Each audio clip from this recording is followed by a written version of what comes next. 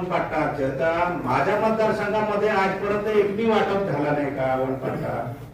का फक्त अधिकारी वाटायला पाहिजे, लोकप्रतिनिधी नाही का? का लोकप्रतिनिधीला का बोलवत नाही, हा माझा पहिला प्रश्न आहे.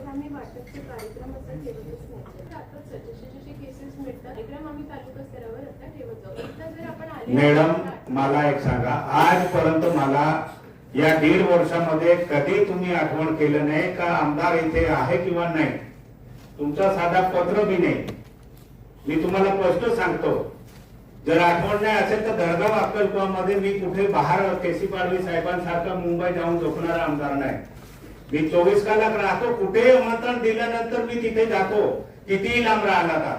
आज मला जेव्हा साहेब तुम्ही येणार आहे, मला जेव्हा आमंत्रण भेटला वनपट्टाचं, तर तेव्हा मला वाटलं की मला आज कसं काय आमंत्रण दिलं. आजपर्यंत मला एकही वेळा बोलवलं गेलं नाही, तर त्याच्या खुलासे द्या, मला अधिकार आहे किंवा नाही.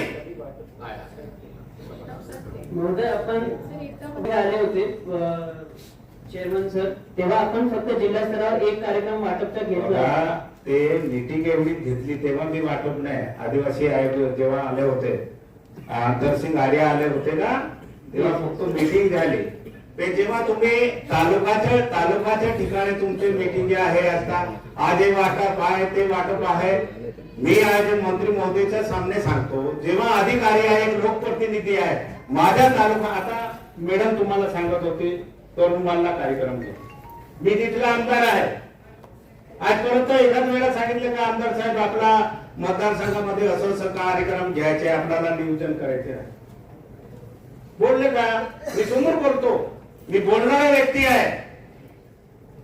माझ्या मतदारसंघामध्ये जर तुम्हाला कार्यक्रम घ्यायचे आहे, मी आमदार आहे, मला जर माहिती पडू देत नाही असेल तर मग असं कोणता आहे? शासकीय कार्यक्रम आहे, तिथे लोकप्रतिनिधी पाहिजे.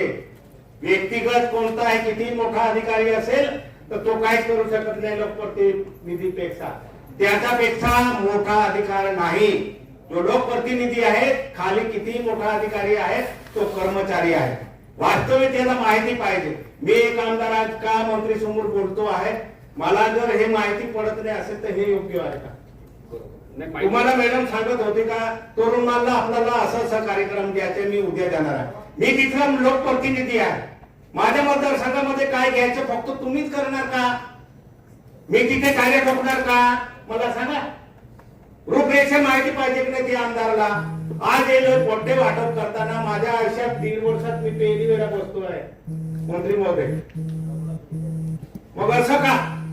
नाही तर कायदे नियम वाचा, त्या नियम मध्ये नाही बसत असेल तुम्ही 5 वर्ष माझे होऊन जाईल, मी कधी तुमच्या ऑफिस मध्ये येणार नाही.